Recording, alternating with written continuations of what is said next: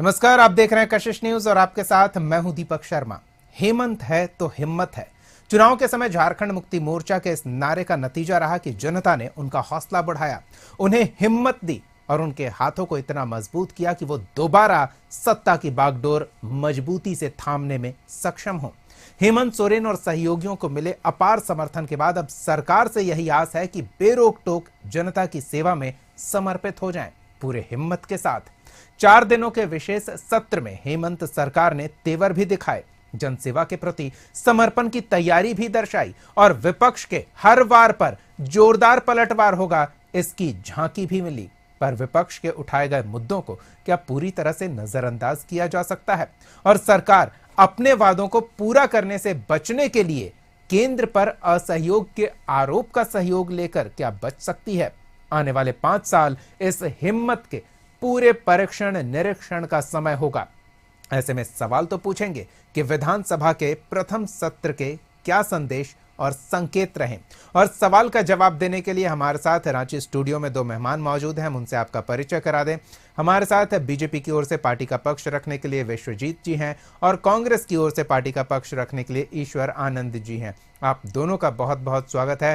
पहले तो Ishwar Anand ji, with great power comes great responsibility, एक मशहूर फिल्म का ये डायलॉग है और अपार जन समर्थन हेमंत सोरेन के नेतृत्व वाली INDI अलायंस की सरकार को मिला है, तो आने वाले 5 साल इस समर्थन का पाई पाई वसूलने की कोशिश होगी जनता द्वारा। क्या सरकार उनके इस हर वोट का मूल्य चुकाने की तैयारी में है?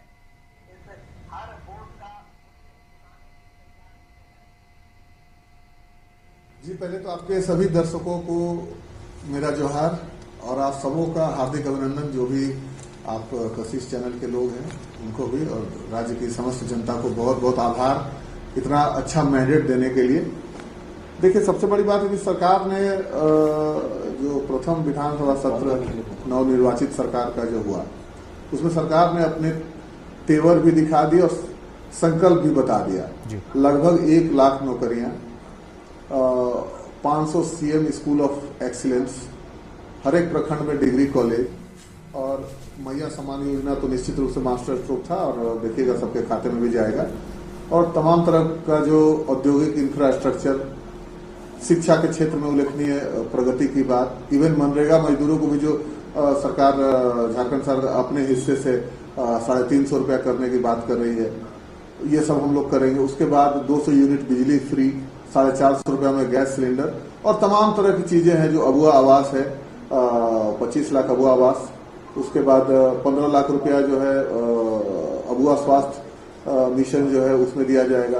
तो तमाम तरह की चीजें झारखंड की जनता, आदिवासी मूलवासी के हर एक वर्ग को, हर एक तबके को ध्यान में रखते हुए ये संकल्प बनाया गया और जनता के सामने, सदन के सामने रखा गया है और निश्चित रूप से इस पर ही हम लोग आगे बढ़ेंगे और आपको रिजल्ट 3-4 महीने में दिखने लग जाएगा और जनता निश्चित रूप से बहुत खुश है और हम लोग भी बहुत खुश हैं और आभार भी व्यक्त करते हैं। और अब जनता को देखिए, जनता को हम लोग जनता की सेवा में लग गए हैं। बस ये सरकार लग गई है और आप इंतजार कीजिए और मूल्यांकन कीजिए। चलिए, सरकार के कामकाज का मूल्यांकन उचित तरीका है, विपक्ष क्या बोल रहा है इससे लगाया जाए। तो हम विपक्ष की बात भी सुन लेते हैं। विश्वजीत जी कह रहे हैं कि 3-4 महीने में धरातल पर दिखने लगेगा। बीते कार्यकाल में जो नींव खड़ी की थी उस पर अब विकसित झारखंड की बुलंद इमारत तेज रफ्तार से खड़ी करने की तैयारी में हेमंत सोरेन के नेतृत्व वाली ये सरकार। विपक्ष की भूमिका में आप हैं, तो आप किस तरह से देखते हैं?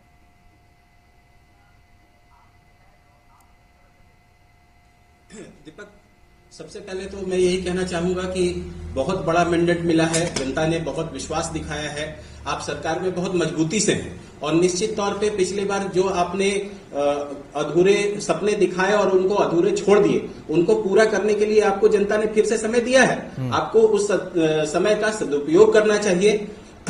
इसी समय और हम ये चाहते भी हैं कि जो वादे आप करके आए हैं, पिछली बार क्या हुआ, क्या आपने जनता के साथ विश्वासघात किया, नहीं किया, उसकी बात मैं नहीं कर रहा, लेकिन इस बार जो आपने विश्वास, जनता का विश्वास जीता है और जनता के विश्वास पे खरे उतरे, इसके लिए हम लोग सशक्त तरीके से विपक्ष में हैं और सकारात्मक तौर पे आप जो भी कदम उठाएंगे उसके लिए हम आपका साथ देंगे, पूर्ण समर्थन में रहेंगे। हाँ, जहां पे भी आप अपने वादों से मुकरने की कोशिश करेंगे वहां पे हम निश्चित तौर पे स्वतंत्र विपक्ष और मजबूत विपक्ष के तौर पे आपसे निश्चित सवाल भी करेंगे और आपको घेरने का भी काम करेंगे। आपने जो अपने मैनिफेस्टो में बातें कही हैं, आप सिर्फ उन्हीं को पूरा कर दीजिए और हम उसके लिए आपका पूरा समर्थन करेंगे, चारों तरफ से आपका सहयोग करेंगे। ये निश्चित तौर पे इस चीज का दावा करते हैं, लेकिन कहीं से भी वादा खिलाफी नहीं होनी चाहिए, इसके लिए भी हम पूरी तरह से तैयार और तत्पर हैं। बात है जो आप वादे लेके आए हैं, जो आपका मैनिफेस्टो रहा है, उसको पूरा करने की और उसके लिए धन जुटाने की, उसके लिए तैयारियां करने की। हमारे कांग्रेस के प्रवक्ता ने बहुत अच्छा कहा कि 3-4 महीने पे कार्यशैली दिखेगी और 3-4 महीनों में हम इस नींव के ऊपर आधारशिला रखने का काम करेंगे, अब मजबूत इमारत बनाएंगे। लेकिन यही स्थिति तो पिछले 5 सालों से आप कहते चले आ रहे हैं। अगर 5 सालों में काम हुए रहते, हेमंत सोरेन का कहना था, हेमंत सोरेन जी ने पिछली बार कहा था कि 5 लाख नौकरियां देंगे, इस बार 10 लाख नौकरियां देने की बात कही है। अगर इसी फ्लोर पे विधानसभा में जब पूछा गया हेमंत सोरेन जी हमारे के मंत्री द्वारा, तो उनके मंत्री ने स्पष्टीकरण किया कि नहीं, हमने पिछले कार्यकाल में 12,000, कहां 5 लाख नौकरियों की बात हो रही थी और आप 12,000 मात्र नौकरियां देने में सक्षम हो पाए। जब से आपने सरकार बनाई है, तब से आप लॉ एंड ऑर्डर की स्थिति देख लीजिए। हम कभी भी इस सरकार में इस सत्र तक अभी तक आप फाइनेंशियल डेवलपमेंट के बारे में सोच नहीं रहे हैं, आप इंफ्रास्ट्रक्चरल डेवलपमेंट के बारे में सोच नहीं रहे हैं, लॉ एंड ऑर्डर की स्थिति बिगड़ी हुई है। ये सारी चीजें आपको मजबूत करनी पड़ेगी, तब आप एक अच्छी सरकार चला सकते हैं, एक अच्छे शासन को धरातल पर ला सकते हैं। और हम आपका बहुत स्वागत करेंगे जब आप एक बहुत अच्छी सरकार चलाकर जनता को किए गए वादों पे अगर आप खरे उतरते हैं तो। लेकिन विश्वजीत जी, आपने जितनी बातें कही, क्या ये नहीं लगता कि अगर हेमंत सोरेन उन मोर्चों पर चूकती तो जनता इतने पहले से ज्यादा बेहतर और ज्यादा मजबूत स्थिति में लाती, उन्हें सरकार बनाने का फिर से मौका देती?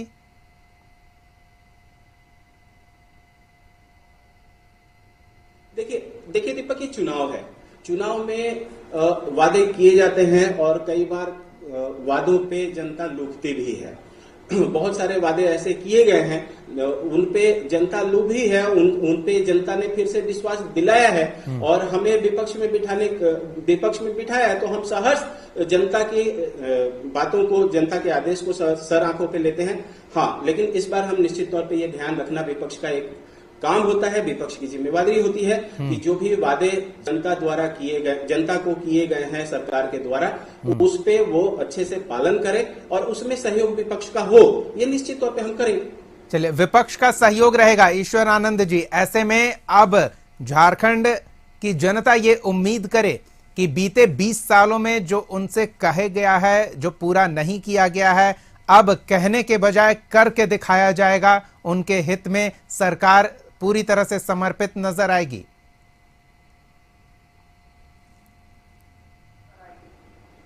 देखिए, अभी इन्होंने कहा कि अभी देखिए संसाधन की बात है, ये राज्य हम लोग पिछड़ गए हैं, कारण आपको पता है कि 16-17 साल तो यही लोग राज किए हैं, 18 साल लगभग। तो अभी जैसे हमारा झारखंड का 1,36,000 करोड़ मिनरल्स का जो रॉयल्टी है इनके पास बकाया, जो ये नहीं दे रहे हैं, अगर वो पैसा हमें मिल जाए तो अभी इन्होंने कहा कि हम सहयोग करेंगे। देखिए, और दूसरी बात इन्होंने कहा, वादों की बात करी कि लुभावने वादे किए गए। देखिए, एक तो हमने अच्छा काम किया तमाम तरह की विपरीत परिस्थितियों के बावजूद भी। कोरोना भी हम लोगों ने देखा, 2 साल उसमें हमारा गया, प्लस हमारे मुख्यमंत्री के लिए रोज लिफाफा खुलता था राजभवन से। तीसरी बात कि उनको जेल भेज दिया गया बगैर किसी कागजी सबूत के, बगैर डॉक्यूमेंट्री किसी प्रूफ के। लास्ट में हाईकोर्ट ने दिया भी कि उनका जो हाईकोर्ट का जो डिसीजन आया बेल देते समय जो था, वो भी बताने की जरूरत नहीं है। तो अब जो हम लोगों को इस बार लगता है ऐसा कि हम लोग काम करेंगे, संसाधन भी जुटाएंगे और सहयोग की बात जहां तक है तो इनको ये चाहिए कि सकारात्मक सहयोग करें और हमारा जो झारखंड के जनता का बकाया पैसा है, झारखंड के आदिवासी का, झारखंड के मूलवासी का जो बकाया पैसा केंद्र के पास है वो हमारा रिलीज कर दें और हर तरीके से सहयोग करें। रह गई वादों की बात, तो देखिए वादों की बात ये लोग कर रहे हैं और पॉइंट आउट कर रहे हैं, क्वेश्चन कर रहे हैं।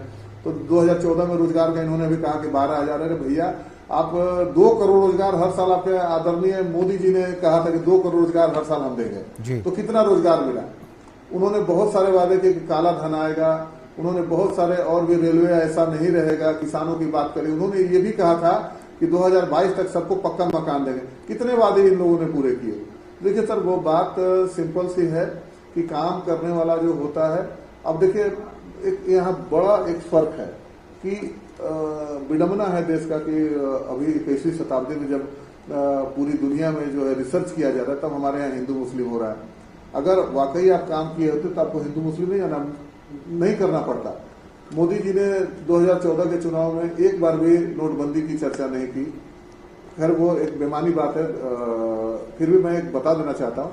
तो हमारी जो ये महागठबंधन की सरकार है, इसने जनता से अपने मैनिफेस्टो में जो भी पिछली बार भी वादे किए थे, तमाम विपरीत परिस्थितियों के बावजूद भी बहुत हद तक हम लोग पूरा करने में सफल रहे।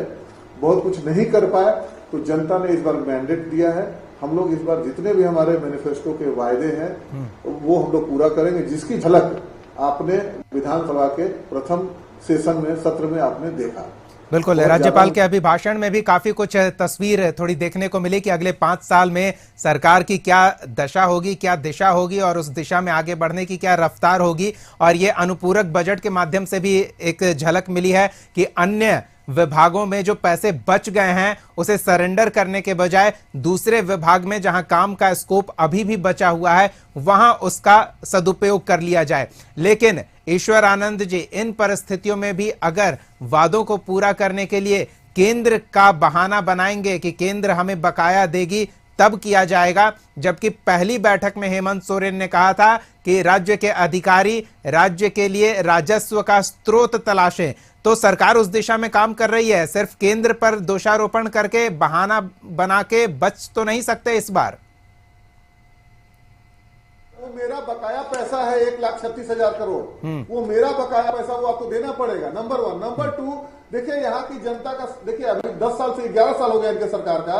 सहारा इंडिया ने यहाँ जो छल किया, यहाँ की भोली भाली जनता से, गरीब जनता का जो पैसा रख लिया। इन लोगों ने कहा कि ये फंड बना रहे, वो फंड बना, सहारा का पैसा मिलेगा। आप ये 5 साल से बोल रहे हैं सहारा के निवेशकों का पैसा उनको लौटाया जाएगा।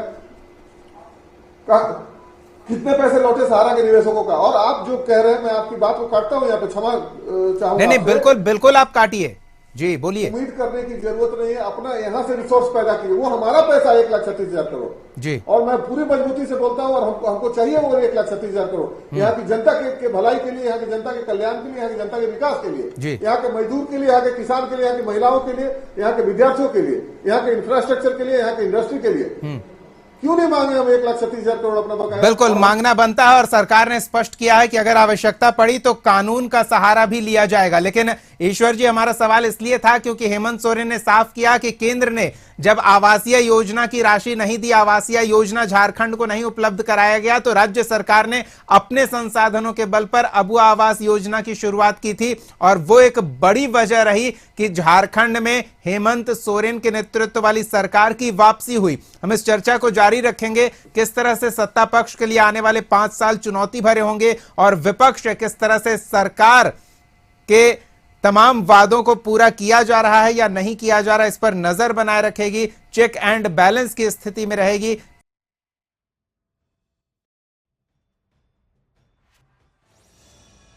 विश्वजीत जी से जानते हैं, क्योंकि आरोप ये लग रहे हैं कि सरकार को अगर उसका हक का पैसा केंद्र सरकार लौटा दे तो राज्य के विकास में 4 चांद लगा देंगे, विकास की रफ्तार रॉकेट से भी तेज होगी।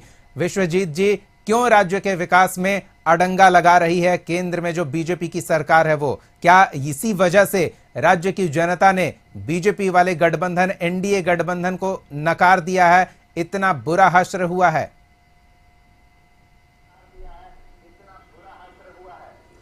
देखिए दीपक, मुझे बड़ा आश्चर्य होता है कि एक ऐसा नेतृत्व है आपका कि जो दिखाता है कि ये संविधान है, ये संविधान है, ये संविधान है, और निकालने पे पता चलता है कि वो कोरा कागज है। ऐसे ही हेमंत सोरेन ने 1,36,000 बोलो, 1,36,000 बोलो, 1,36,000 बोलो, 1,36,000 नीचे सभी ने बोलना शुरू कर दिया। लोग ये भूल गए हैं कि ये मामला सुप्रीम कोर्ट ने था और सुप्रीम कोर्ट ने जून में इस पे जजमेंट दिया है। उस सुप्रीम कोर्ट ने डायरेक्शन दिया है। मिनरल रॉयल्टी का जो जजमेंट, उस पे जो डिसीजन सुप्रीम कोर्ट का आया है, ये पैसा कब का बकाया है? ये पैसा 2005 से बकाया है, आज का बकाया नहीं है। इस पे डिसीजन क्या हुआ था उस समय? आप याद करिए, कोयला मंत्री हमारे गुरुजी शिबू सोरेन थे। उस समय प्रधानमंत्री कौन थे? प्रधानमंत्री मनमोहन सिंह थे। उस पे क्या उन्होंने एक्शन लिया था, नहीं लिया था? आप ये बताइए। की बात मत कीजिए। नहीं, मैं अभी की बात कर रहा हूं। जजमेंट आने के बाद बीच में, ईश्वर जी मैंने बीच में नहीं, जजमेंट आने के बाद, जजमेंट में क्या पड़ा? कम से कम जजमेंट तो पढ़ लीजिए। जजमेंट में आपको ये कहा गया है कि आपको ये पैसा 2025 से देना है, 12 इंस्टॉलमेंट में देना है। आज कैसे पैसा मिल जाएगा इनको बताइए? 1,36,000 करोड़ जो देना था वो 2025 के बाद 12 इंस्टॉलमेंट्स में देना है, और वो ये सुप्रीम कोर्ट का है। तो आप पैसा मांग रहे हैं, आप सुप्रीम कोर्ट से भी ऊपर हो गए हैं। इसका मतलब किस अधिकार से अभी पैसा मांग रहे हैं? विश्वजीत जी, आप ईश्वर जी को बताकर क्या फायदा होना है? जब जहां बताना था, जिस मंच से बताना था, उस मंच से बताने में आप चूक गए। अब ऐसा ना हो कि सरकार के कामकाज पर नजर बनाए रखने में भी आपसे चूक हो जाए। देखिए, हम आपके चैनल के माध्यम से ये पूरी जनता को बताना चाहते हैं कि ये सुप्रीम कोर्ट का जिस तरह का दिया हुआ आदेश है, केंद्र सरकार सुप्रीम कोर्ट के पूरे आदेश को का पूरा निर्वहन करेगी और पैसा देगी। अभी चूंकि इस बात का एक बच्चा भी जानता है कि बजट की तैयारी हो चुकी है। बजट पिछले साल का घोषित हो चुका है राज्य का, और जो सर्कुलेशन आया है, जो डिसीजन सुप्रीम कोर्ट का आया है, उसके अनुसार पैसा दिया जाएगा। अब एक चीज और मैं बोलना चाहूंगा कि राज्य सिर्फ केंद्र सरकार जो पैसा पेंडिंग है 2005 तक से पेंडिंग है और 2025 में देना शुरू करना है 12 इंस्टॉलमेंट में, उस पे तय हो गई। इन्होंने अपने मैनिफेस्टो को नहीं बनाया था, उसमें उसी के आधार पे इन्होंने अपने पूरे योजनाएं नहीं तैयार की थी। जनता से जाके उन्होंने वादे 1,36,000 करोड़ के आधार पे नहीं किए थे, जो कि 2025 से मिलना था। आपने तो अभी तय किए ना, आपने जो भी घोषणाएं की, जो भी आपने वादे किए, वो तो अभी के लिए किए।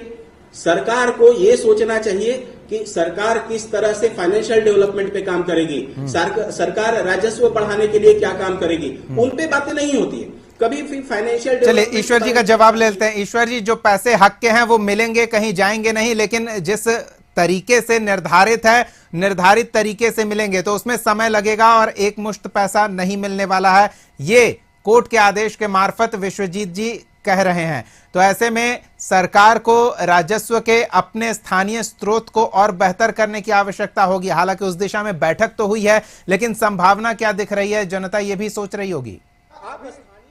उन्होंने खुद कहा कि माननीय मुख्यमंत्री ने कहा है, अफसरों को निर्देश दिया है कि राजस्व कैसे बढ़ाया जाए, इस पे चिंतन किया जाए। नंबर 1। नंबर 2 कि अगर आप ईमानदारी से 11 साल से आप है, अगर ईमानदारी से आप पैसा दे देते तो हमको सुप्रीम कोर्ट जाने की नौबत क्यों आती। दूसरी बात, सरकार का जो ये संकल्प पत्र है जिसमें सरकार ने अपना जो मैनिफेस्टो दिया है, तो सरकार अभी जो 2025 से अगर ये ईमानदारी से पैसा देंगे तो इस राज्य का भला होगा, इस राज्य की जनता का भला होगा, इस राज्य 2025 से पहले आप क्या करेंगे? 2025 से बाद 25 शुरू हो जाएगा ना, लेकिन 2025 अप्रैल से पैसा देना है, उसके पहले आपकी तैयारियां क्या होगी? प्लस तैयारियां तो दिख गई ना। आप निचले स्तर पे, राज्य स्तर पे किस प्रकार से राजस्व ये करेंगे? इन्होंने सीधा क्या किया? चुनाव से पहले कहा कि 200 यूनिट बिजली माफ। जैसे ही चुनाव खत्म हुए, इन्होंने बिजली के टैरिफ बढ़ा दिए। आप देख लीजिए, आपके सभी को पता होगा, हम लोग सभी यहाँ आम जनता के लिए बिजली का टैरिफ बढ़ा है क्या? गलत बयानी नहीं कीजिए ना। आम जनता का नहीं बढ़ा, आम जनता का 200 यूनिट से ऊपर। नहीं, एक मिनट देखिए, अच्छा से जानकारी लेके आना चाहिए। 200 यूनिट से ऊपर जो नहीं है क्या? नहीं, कमर्शियल पे तो अपने अलग रेट से आपके यहाँ फ्री में बिजली मिल रही है ना। मोदी जी तो बोले थे कमर्शियल की बात अलग कर दीजिए। एक मिनट पहले क्लियर, जनता को भरमाइए मत। 200 यूनिट तक जो भी इस्तेमाल कर रहे हैं, जो परिवार कर रहा है, जिसमें कि लगभग 80-90% जनता है जो 200-150 यूनिट वो करते हैं, उनका बिजली बिल्कुल फ्री है। और बाकी जो 200 से ऊपर वाले लोग हैं, उनका रेट बढ़ाया गया है। देखिए गलत बयानी नहीं करते, भरमाने की नहीं, कोशिश मत भरमाने की कीजिएगा। कांग्रेस यहाँ जानकारी कर लीजिए, जानकारी कर नहीं, लीजिए। जानकारी मैं पूरी कर देता हूँ। तो ईश्वर जी हर उस व्यक्ति का बिजली का बिल बढ़ गया है ना जो 200 यूनिट से अधिक का उपभोग करेगा।